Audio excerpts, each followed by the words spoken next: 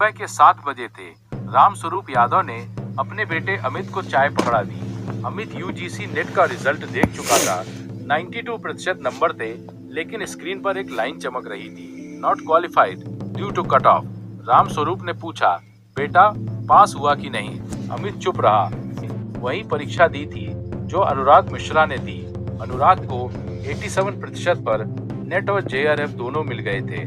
फर्क सिर्फ इतना था, अनुराग जनरल कैटेगरी में था, Amit OBC non creamy layer.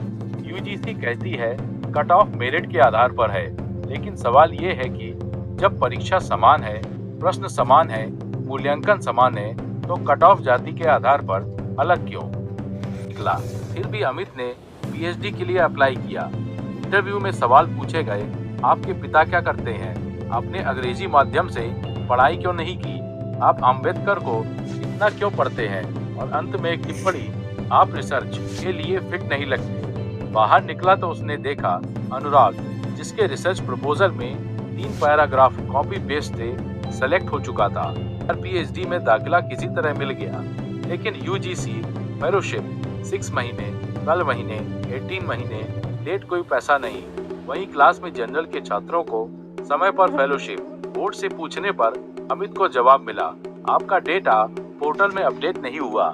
बिना पैसे के रिसर्च, बिना रिसर्च के डिग्री और बिना डिग्री के नौकरी, सब खेल खत्म। यूनिवर्सिटी में एससी, एसटी, ओबीसी सेल था।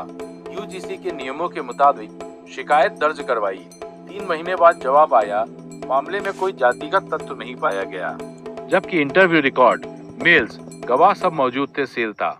लेकिन सिस्टम उसी का था जो सत्ता में था। रात को अमित ने डायरी में लिखा, यूजीसी कहती है कि शिक्षा समान अवसर देती है, लेकिन मेरे लिए हर दरवाजे पर मेरी जाति लिखी है। 2 महीने बाद हॉस्टल के कमरे से खबर आई, अमित ने फांसी अति लगा ली। अखबार की हेडलाइन थी, research scholar commit suicide due to personal reasons. UGC की कोई जवाबदेही नहीं, यूनिवर्सिटी को कोई सजा नहीं। एक अंतिम सवाल रह गया, अगर यूजीसी निष्पक्ष है तो क्यों दलित, ओबीसी छात्रों की आत्महत्याएं बार बार? इंटरव्यू में जाति के आधार पर नंबर क्यों? क्यों फेलोशिप की देरी? सिर्फ कुछ वर्गों के लिए क्यों आरक्षण को कृपा कहा जाता है, अधिकार नहीं?